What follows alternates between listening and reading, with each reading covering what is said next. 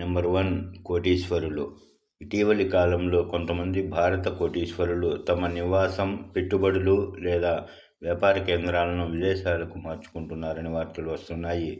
దీనినే సాధారణంగా wealth migration అని పిలుస్తారు. కొంత శాతం సంపన్న వర్గం మాత్రమే ఈ నిర్ణయం తీసుకుంటోంది. భవిష్యత్తులో పన్ను విధానాలు మారుతాయనో, వ్యాపార నియంత్రణలు కఠినమవుతాయనో అనే ఆందోళనలు కొందరిలో ఉంటుంది. Number 2 BC reservation. ఇటీవలి కాలంలో రాష్ట్రంలో బీసీ అంటే బ్యాక్వర్డ్ క్లాసెస్లకు 42% రిజర్వేషన్ అంశం రాజకీయంగా, న్యాయపరంగా పెద్ద చర్చగా మారింది. ఈ నేపథ్యంలో హైకోర్టు కీలకమైన స్పష్టీకరణ ఇచ్చింది. 42% బీసీ రిజర్వేషన్ అమలులో లేకున్నా ఎన్నికలు ఆపాల్సిన అవసరం లేదని హైకోర్టు స్పష్టం చేసింది. Number 3 science and technology. ISRO మిషన్లు స్పేస్లో భారత గౌరవం పెంచుతున్నాయి.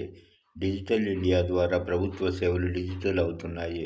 ఏఐ అండ్ 5G భారతదేశాన్ని భవిష్యత్తు టెక్నాలజీ దేశంగా మార్చుతున్నాయి. నెంబర్ 4 రైతులకు సబ్సిడీలు మరియు పథకాలు. రైతుకు వ్యవసాయ ఇన్పుట్ సబ్సిడీలు, అవేంటంటే ఎరువుల సబ్సిడీ, విత్తనాల సబ్సిడీ, డ్రిప్ మరియు స్ప్రింక్లర్ సబ్సిడీ ఇచ్చే అవకాశం. ప్రభుత్వం రైతుల నుంచి పంటలను కనీస ధరకు కొనుగోలు చేయడం.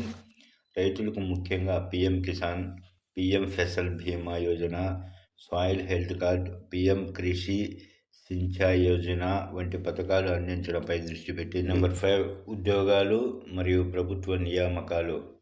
యూపీఎస్సీ మరియు SSC exams notification, state government recruitment notification AP, Telangana, Karnataka.